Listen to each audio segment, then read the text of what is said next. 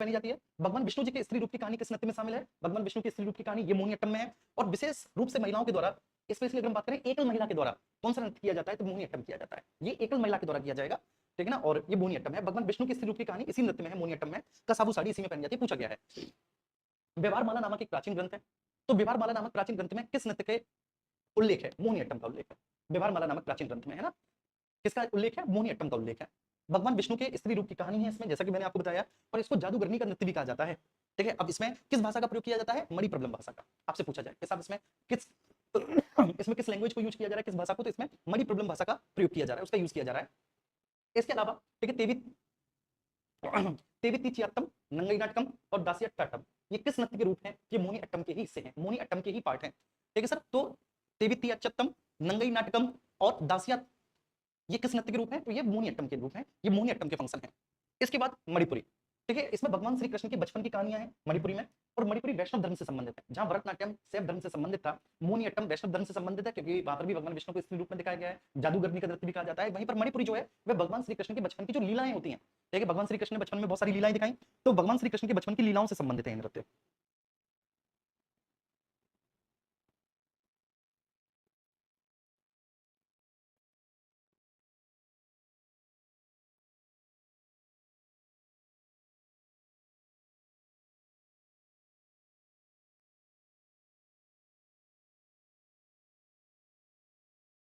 जी clear है? PDF मिल जाएगी यार, पीडीएफ के लिए क्यों परेशान हो रहे हो। मणिपुर इस नृत्य के दो प्रमुख भाग हैं। पहला जो है वो है जागोई, ठीक है ना, और दूसरा है चोले। तो इसके दो प्रमुख भाग हैं, जागोई और चोलेम। तो ये प्रश्न भी पूछा जाता है कि जागोई और चोलेम ये किस नृत्य से संबंधित है, तो ये मणिपुरी से संबंधित है, जागोई और चोलेम, ठीक है। कितनी प्रमुख शैलियां हैं मणिपुरी की? 3 प्रमुख शैलियां हैं। कौन कौन सी 3 प्रमुख शैलियां हैं? लाई हरोबा, संकीर्तन और रासलीला। ये बहुत पूछा गया कि मणिपुरी की कितनी प्रमुख शैलियां हैं, तो साहब मणिपुरी की 3 प्रमुख शैलियां हैं। कौन कौन सी 3 शैलियां हैं मणिपुरी की? लाई हरोबा है, याद करो मेरे साथ, लाई हरोबा है, ठीक है, संकीर्तन है और रासलीला है। और रासलीला में राधा और कृष्ण की ये थीम पर आधारित होती है। इसमें टोटल 64 तालों का उपयोग किया जाता है, 64 ताल्स का। और इसमें कलाकार दर्शकों से सीधी आंखें नहीं मिलाते। इसमें ये होता है कि कलाकार दर्शकों से सीधी आंखें नहीं मिलाते। इसमें कलाकार बेलनाकार स्कर्ट पहनते हैं, और इस बेलनाकार स्कर्ट को हम लोग क्या कहते हैं? पोटलोई कहते हैं, इस बेलनाकार स्कर्ट को। तो इसमें कलाकार बेलनाकार स्कर्ट पहन रहे हैं, बेलनाकार स्कर्ट को पोटलोई कहते हैं, ठीक है। पारंपरिक नट गायन का प्रयोग किस नृत्य में किया जाता है? मणिपुरी में, ठीक है, नट गायन का प्रयोग, ठीक है। और नागबंध मुद्रा ये किससे संबंधित है? मणिपुरी से संबंधित है, ठीक है। अगर 3 उंगलियों को ओम के आकार का बनाना, ये किससे संबंधित थी? तो ये मैंने आपको बताया मेरे प्यारे बच्चे। देखो ये 2 प्रमुख मुद्रा हैं, आप समझ लीजिए सबसे पहले, ठीक है ना। भरतनाट्यम में आइए, भरतनाट्यम में है बच्चे आपकी कटका मुख हस्त मुद्रा, ठीक है, जिसमें आप 3 उंगलियों को जोड़कर ओम का बनाते हैं, तो ये भरतनाट्यम से संबंधित है, नंबर फर्स्ट। अब आप मणिपुरी पर आ जाइए, तो मणिपुरी में आप देखेंगे मेरे प्यारे बच्चे कि नागबंध मुद्रा। तो नागबंध मुद्रा पूछी जाए तो ये किससे संबंधित है? नागबंध मुद्रा आप कहेंगे साहब ये मणिपुरी से संबंधित है। नागबंध मुद्रा किससे है संबंधित? मणिपुरी से है, नागबंध मुद्रा जो है, ठीक है। किस नृत्य में नृत्य, वाद्य यंत्र बजाना और गाना गाना एक ही व्यक्ति के द्वारा किया जाता है, जिसे पंगचोलेम कहा जाता है, ठीक है, मणिपुरी में किया जाता है। ठीक है, ये कुछ नहीं है जो एसएससी में प्रीवियस ईयर के प्रश्न जो पूछे गए हैं, प्लस ठीक है यूपीटर प्लस सी में, बाकी के अन्य एग्जाम्स में इसमें रेलवे भी इंक्लूड है। तो इसमें जो भी प्रश्न पूछे गए हैं उन सभी प्रश्नों के एमसीक्यूज को एक थ्योरी का रूप दे दिया गया है, ये वो है। और यहां से कोई भी चीज बाहर नहीं जाती, मतलब आपको बहुत सारी रिसर्च एक प्लेटफॉर्म पर मिल रही है, ये इसकी सबसे बड़ी खासियत है। तो आपसे पूछे कि सर किस नृत्य में, कौन सा नृत्य है जिसमें नृत्य, वाद्य यंत्र बजाना और गाना गाना एक ही व्यक्ति के द्वारा किया जाता है, और इसको क्या कहा जाता है? पंगचोलेम कहा जाता है।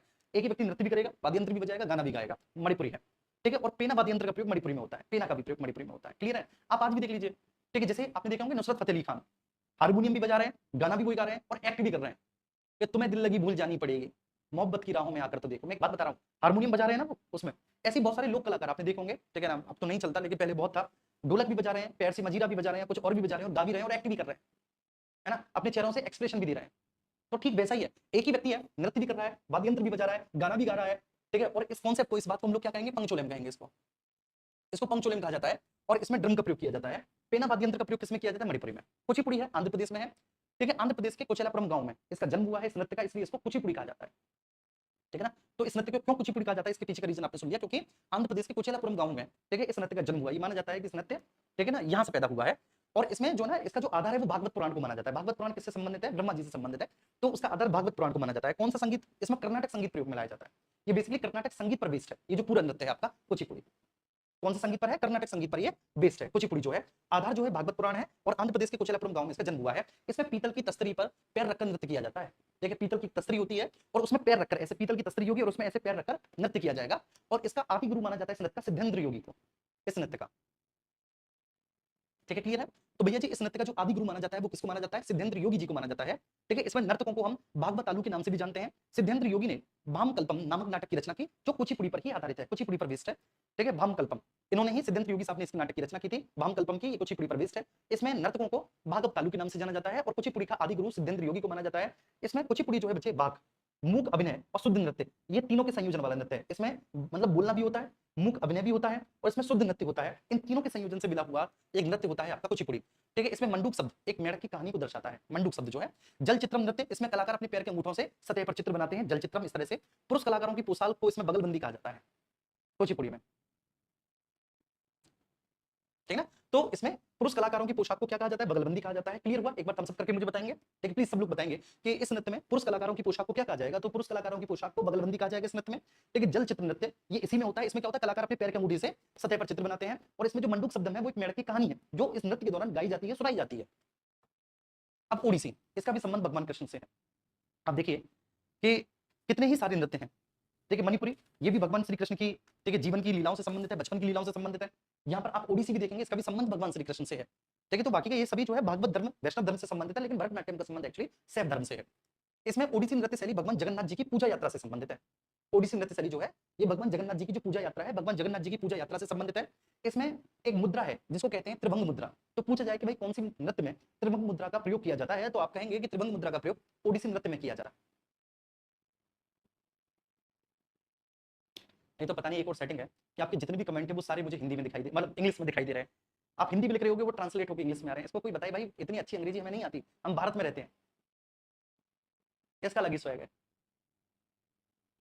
आओ जी, ठीक है ना, क्लियर हुआ भैया। तो अब इसमें कुछ ऐसा तो है नहीं, ठीक है, वो स्वाभाविक सी बात है, वो सारी चीजें आपको बतानी है। तो ओडिसी नृत्य त्रिभंग मुद्रा में किया जाता है और ओडिसी नृत्य का जो पुराना नाम है वो ओडिसी भी है, इसको ओडिसी के नाम से भी जानते हैं हम लोग। इसमें पखावज अक्षरों का प्रयोग किया जाता है। ठीक है ना, पखावज अक्षरों का प्रयोग किया जाता है, लेकिन वो जो पखावज अक्षरों का प्रयोग किया जाएगा वो नृत्य का सबसे लास्ट पार्ट है। जब नृत्य खत्म होगा तो बिल्कुल लास्ट में इसका प्रयोग किया जाएगा। इसकी शुरुआत जो होती है वो मंगलाचरण से होती है, जैसे आलारिपु से वहां पर शुरुआत हो रही थी, ऐसे ही यहाँ पर मंगलाचरण से ओडिसी की शुरुआत होती है। ठीक है, अंत जो होता है वो मोक्ष पर होता है, इसका अंत।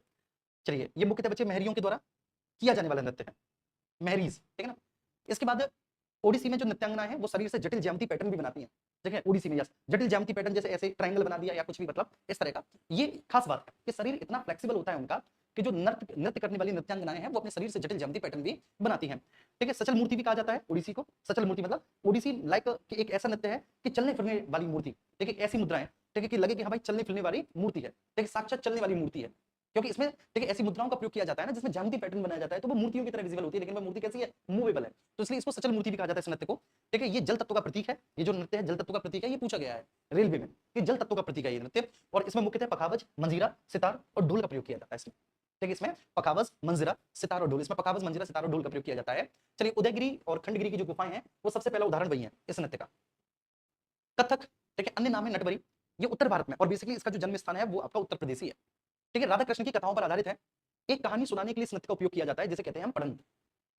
ठीक है, पढ़ंत, तो बस एक कहानी है, उसी कहानी को सुनाने के लिए ये नृत्य किया जाता है ना। तो कथक उत्तर प्रदेश का है, इसका अन्य नाम नटबरी है। ये राधा कृष्ण की कथाओं पर, उनकी कहानियों पर बेस्ड है। बस एक कहानी सुनाने के लिए इस नृत्य का प्रयोग किया जाता है और उस कहानी को हम क्या कहते हैं? पढ़ंत कहते हैं। इससे संबंधित जो घराना है वो लखनऊ घराना है, जयपुर घराना है, बनारस घराना है और रायगढ़ घराना है, वो इस नृत्य से संबंधित घराने हैं। ठीक है, लेकिन ये प्रमुख घराने हैं, जयपुर, लखनऊ, रायगढ़ और आपका बनारस। ठीक है, क्लियर है। इसके बाद इसकी शास्त्रीय शैली को 20वीं शताब्दी में लेडी लीला सोके के द्वारा फिर से पुनर्जीवित किया गया और वर्तमान स्वरूप जो है ये कथक का मुगल परंपरा पर आधारित है। ठीक है, सत्रिया असम का है। 500 साल पहले सत्रिया की खोज हुई थी, असम के वैष्णव मठों में ये विकसित हुआ। 15वीं शताब्दी के महान वैष्णव संत श्रीमंत शंकर देव जी के द्वारा इसकी स्थापना की गई थी, इसके संस्थापक हैं। और ये सबसे नया नृत्य है जिसको 2000 में शास्त्रीय नृत्यों में शामिल किया गया है, सत्रिया को।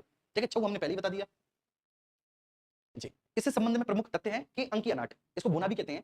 ठीक है, इसका संबंध सत्रिया नृत्य से है, एक अंकी नाटक है। ठीक है, मतलब आपसे ये पूछा जाएगा कि अंकीय नाट या भूना का संबंध किससे? सत्रिया से है।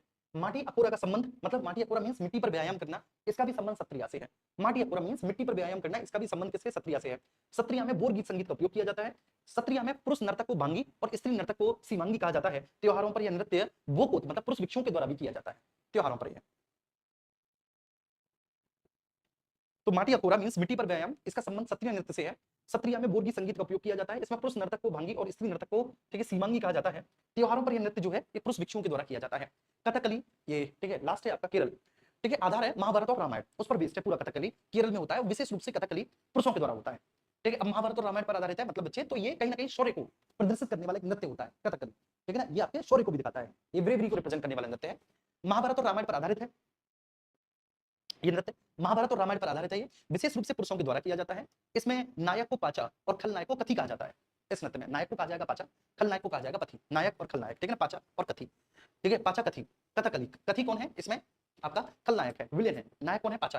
क्लियर है। अब इसके बाद बचे इसका जो नाट्य स्थान है वो थिएटर, ठीक है। इसके जो थिएटर है नाट्य स्थान उसको कहा जाता है कुट्टम पालम, ठीक है, जहां पर ये परफॉर्म होता है कथकली। तो जहां पर कथकली परफॉर्म हो रहा है, चलिए, जहां पर कथकली परफॉर्म हो रहा है तो उस थिएटर को जहां पर परफॉर्म होता है उसको क्या कहा जाता है, कुट्टम पालम कहा जाता है, ठीक है। इसकी जो शुरुआत होती है वो केली कोट्टू, एक ढोल बजाने से इस नृत्य की शुरुआत होती है। तो इसकी शुरुआत होगी केली कोट्टू, एक ढोल बजाने से नृत्य शुरुआत होगा। टोटल 24 मुख्य मुद्राएं होती हैं। 3 प्रमुख वाद्य यंत्र हैं जो इस नृत्य में प्रयोग किए जाते हैं, इडक्का, चिंदा और मडालम, ठीक है। कथकली आकाश तत्व का प्रतीक है। इसकी भाषा है मणिप्रबलम, जो कि संस्कृत और मलयालम का मिश्रण है। मणिप्रबलम वो इसकी भाषा है कथकली।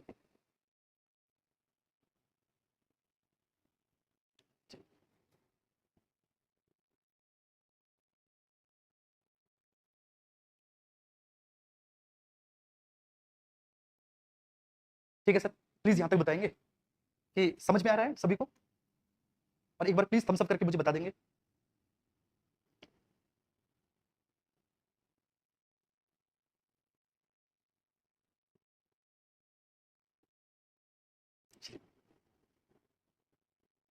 हाँ बिल्कुल पढ़ सकते हैं यूपीएससी एनडी के लिए, स्ट्रेटेजी की तो वहां पर भी है। हमारी यार पहली क्लास बहुत अच्छी चल रही थी, वो होता है, ठीक है। पहला इवेंट जब किसी भी कारणवश हो जाता है ना, वो बीच में कोई भी टेक्निकल इशू हो जाए तो दूसरे वाले इवेंट पर, लेकिन कोई बात नहीं, आप बाद में देख लेंगे इसको, ठीक है। लेकिन ये क्लास वर्थ रहेगी, अगर आप देखेंगे तो आप कहेंगे कि हाँ वर्थ है ये क्लास, ठीक है। ये मैं आपसे प्रॉमिस करता हूँ, आपको ये नहीं लगेगा, क्योंकि देखो ठीक है फ्री में है यार, यूट्यूब पर है, लेकिन फ्री में भी यार आपका इंटरनेट तो खत्म ही हो रहा है। और दूसरा सबसे जरूरी है समय, ठीक है। आप समय दे रहे हैं तो एक ऐसी क्लास में आप समय दें जो क्लास आपको क्लास के क्लास में याद हो, जो लगे आपको कि हाँ यार इसमें रटाया नहीं गया, फॉर्मेलिटी नहीं की गई, ठीक है, पूरी जी जान लगाई गई है समझाने के लिए, पढ़ाने के लिए, ऐसा आपको लगे।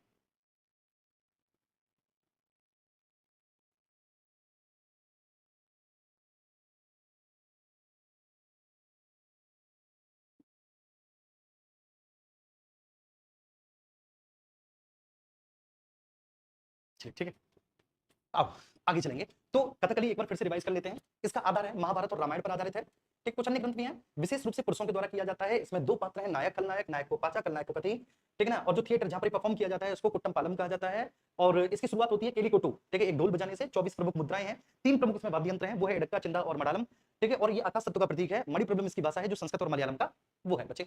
इसमें कलासम और नल चरितम कथकली नृत्य के प्रकार हैं, कलासम और आपका नल चरितम, ये नृत्य के प्रकार हैं, कलासम और नल चरितम।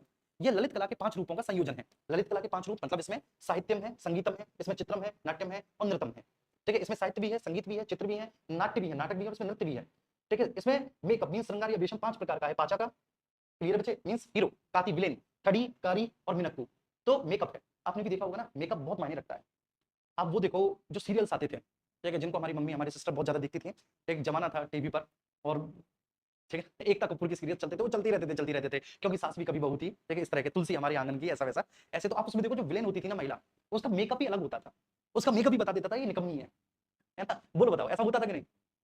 और जो सीधी होती थी वो असल जिंदगी में चाहे कितनी भी चालाक सही, उसका मेकअप ऐसा कर दिया जाता था यार कितनी अच्छी है ये, है ना, कितनी भूली है। अब मेकअप बहुत मायने रखता है यार, इसलिए मैं कहता हुआ वैसा है ना कि सारी चीजें उसी पर निर्भर है कि क्या दिखाया जाता है।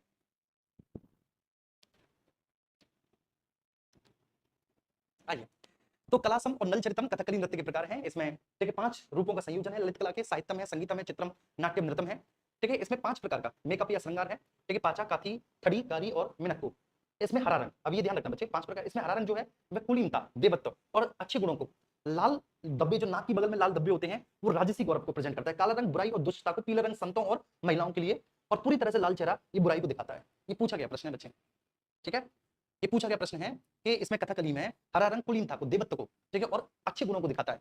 लाल धब्बे जो कि नाक की बगल में है वो राजसी गौरव को रिप्रेजेंट करते हैं। काला रंग ये बुराई और दुष्टता, जो आपके भीतर की जो बुराइयां हैं ये उसको रिप्रेजेंट करता है। पीला रंग ये संतों और महिलाओं के लिए है। और पूरी तरह से लाल चेहरा अगर है, पूरी तरह से लाल चेहरा, तो वह बुराई को दिखा रहा है, पूरी तरह से लाल चेहरा। सफेद दाढ़ी ये दिखाता है कि एक बहुत बड़ा आध्यात्मिक पुरुष है जिसकी चेतना बहुत ऊंची है, उसको दिखाता है। इंपोर्टेंट फैक्ट है बच्चे, कथकली वह शास्त्रीय नृत्य जो महाभारत रामायण भारत के अन्य महान ग्रंथों की कहानी को दर्शाने के लिए किया जाता है। पंचम वेद नाट्य शास्त्र को कहा जाता है। प्रथम नर्तक भगवान शिव जी हैं, नटराज मुद्रा, तांडव। सबसे प्राचीन शास्त्रीय नृत्य जो है वो भरतनाट्यम है, और सबसे नया जो है वो सत्रिया है, जिसको 2000 में शामिल किया गया है। केरल में दो शास्त्रीय नृत्य हैं केरल में, ठीक है, आपको भी पता है बच्चे, केरल में एक तो कथकली है और एक मोहिनीअट्टम दोनों, और कुचिपुड़ी आंध्र प्रदेश में है। रुक्मिणी देवी अरुणडेल ये पहली शास्त्रीय नर्तकी हैं जो राज्यसभा में नामित हुई थी, अरुण देवी, ठीक है ना, रुक्मिणी देवी अरुणडेल, तो पहली ऐसी शास्त्रीय नर्तकी जो राज्यसभा में शामिल हुई, राज्यसभा की सदस्य बनी, ठीक है, कला की दृष्टि से। भरतनाट्यम की शैलियां कला चित्र और बुजुर्ग, यामिनी कृष्णमूर्ति भरतनाट्यम और कुचिपुड़ी दोनों से संबंधित है, ठीक है। शिल्पद्दिकारम अभिनय दर्पण जिनसे भरतनाट्यम की जानकारी मिलती है। शिल्पद्दिकारम बहुत शानदार एक तमिल ग्रंथ है, शिल्पद्दिकारम मींस पाजेब की कहानी, और बहुत प्यारी पाजेब की कहानी है, मतलब एक ऐसी लव स्टोरी है कि अगर आप इसे पढ़ोगे तो आपकी आंखों में से आंसू आ जाएंगे। शिल्पद्दिकारम बहुत शानदार है, ठीक है। और अभिनय दर्पण इसमें भरतनाट्यम की जानकारी आपको मिलती है। आइए अब हम बात करेंगे अमूर्त सांस्कृतिक विरासत, इंटेंजिबल कल्चरल हेरिटेज, ठीक है, इसके बारे में। तो एक नए टॉपिक पर हम लोग आ चुके हैं, तो एक बार फिर से आप सब लोग स्वागत कीजिएगा, ठीक है, एकदम पूरी एनर्जी के साथ, ठीक है, बिल्कुल बोर तो फील नहीं हो रहा, ठीक है, सब कुछ बहुत अच्छे से समझ में आ रहा है। अब हम अमूर्त सांस्कृतिक विरासतों को पढ़ेंगे, फिर आगे बढ़ेंगे, मजा आएगा यार। चलो मैं जब तक पानी ले आता हूं मेरे भाई।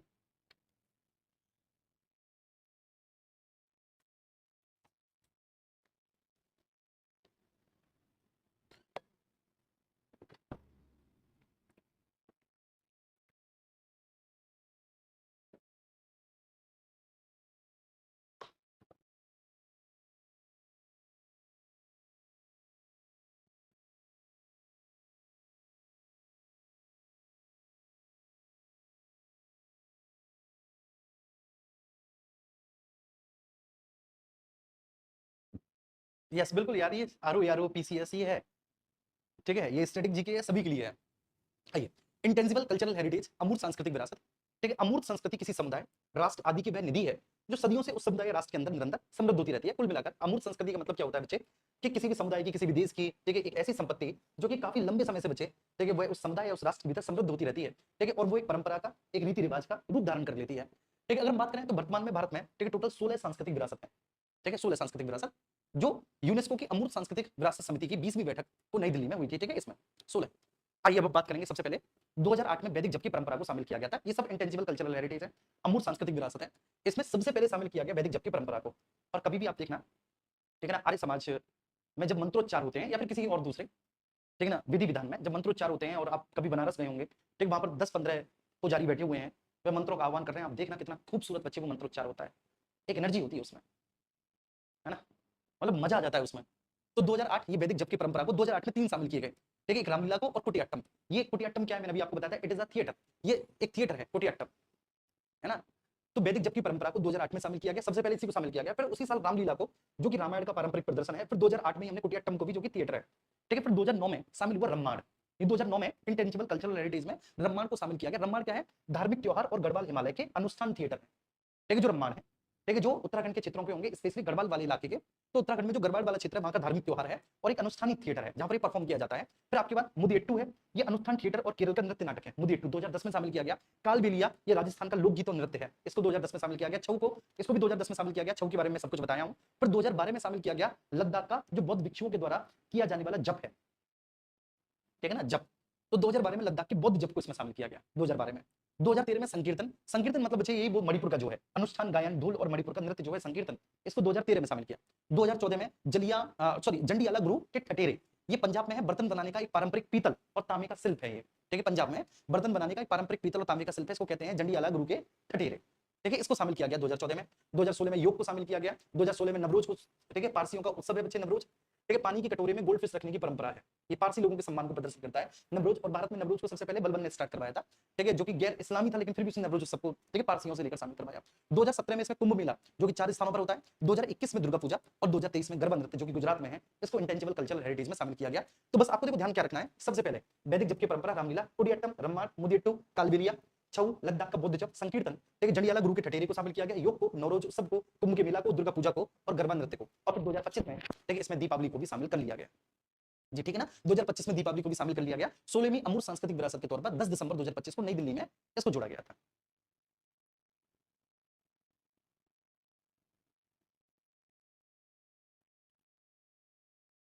देखो इसमें जितना भी लिखा है ना इस पीडीएफ में, अगर आप नोट्स बना रहे हो तो इस पीडीएफ में जो भी है आप उसको लिख लो, ठीक है, आप उसमें किसी भी तरह का कोई संशय मत पालो, आप उसको अच्छे से नोट डाउन कर लो।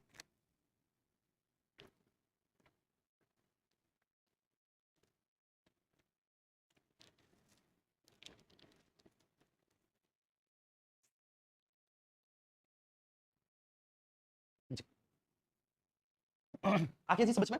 तो 16वीं अमूर्त सांस्कृतिक विरासत है दीपावली। 10 दिसंबर 2025 को नई दिल्ली में हुए 20वें सत्र में इसको जोड़ा गया था, दीपावली को। आइए ठीक है, अब यूनेस्को, इसके विश्व धरोहर स्थल, इनके बारे में हम देख लेते हैं। ठीक है, इसमें मैंने आपको बता दिया इंटेंजिबल जो है अमूर्त सांस्कृतिक विरासत वो टोटल कितने हैं, 16 है। आगे मैं आपको बताऊंगा। स्थापना यूनेस्को की 1945 में हुई थी। ठीक है जी, स्थापना जो हुई है बेटा यूनेस्को की वो 1945 में हुई है।